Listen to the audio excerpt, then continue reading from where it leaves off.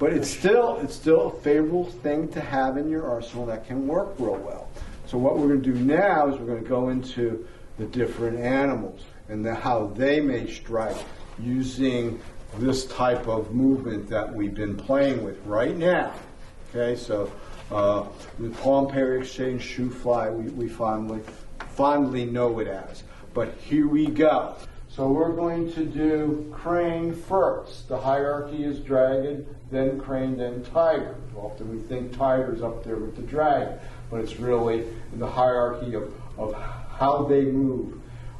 Crane would be second. So if we're standing here and something approaches us from this space here, the killer triangle is like from here where you can do most damage out here, and in the front we are going to look to the right angle and we're going to come across with our parry a little further because we're turned sideways.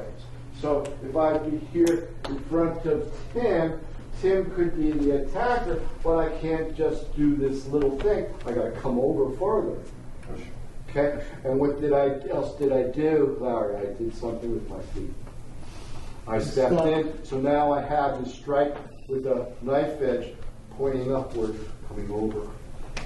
Okay, so it's not just the parry, it's possibly doing that or getting to this as a target.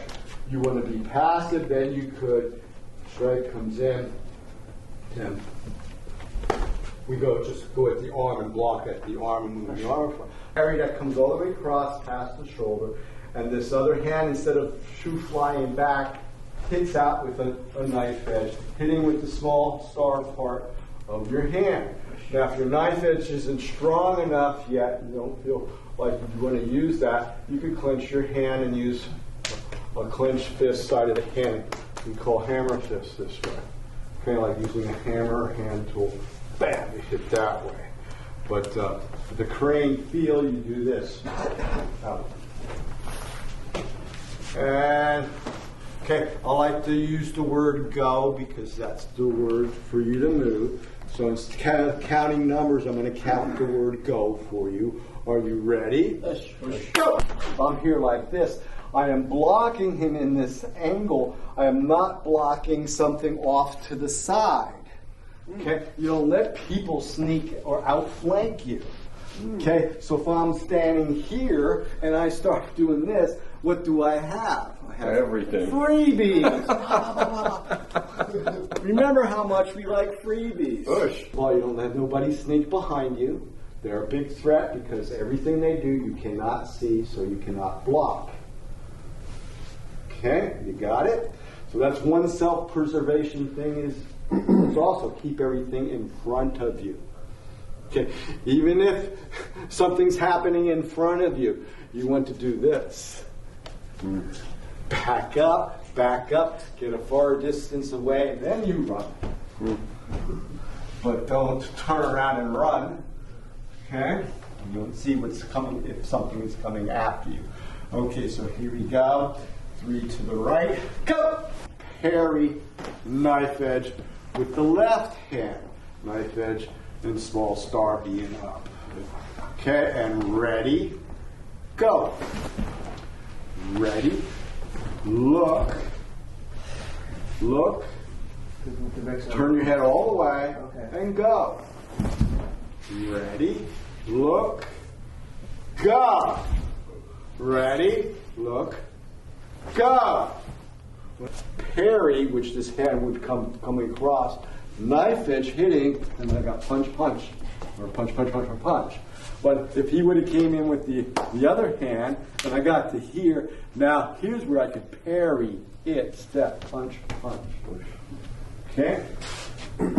So, it sets up possibilities. Okay, you like crane? Is that one of your favorite animals? It's like crane moving. You maybe just like the bird crane, but it has to work for you because each person has a certain body type and way they like to move. Crane has its specific things that it can be used for. So in our style, we have a lot of versatility because we have all the animals for situations.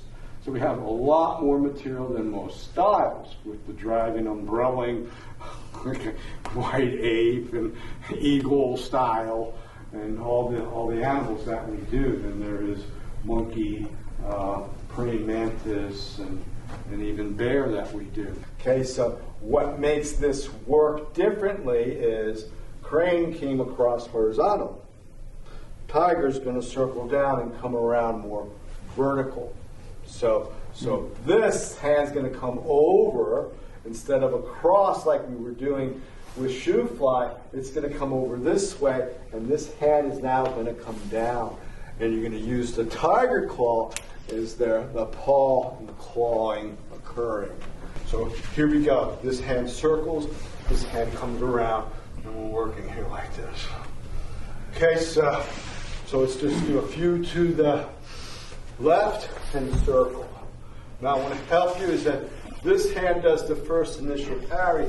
You see how I have to make sure my elbow isn't in the way, sticking out, so that I hit it. So I have to straighten this arm after the parry, so the other hand coming up can go into the claws coming to your left side. Now, tigers are one of the loudest animals in the jungle. Okay, so we can certainly make sound for tiger the easiest, just like the dragon is about lightning and thunder, which we make a lot of sound. So each animal makes different varieties of sound. You don't have to turn so far to us. Attacker's still here. You do not, once again, someone's starting to sneak around, you turn your head and you watch them sneak around. So if they were here, that's where you would go, to this direction. But they're out here yet, or in front of you. Oh,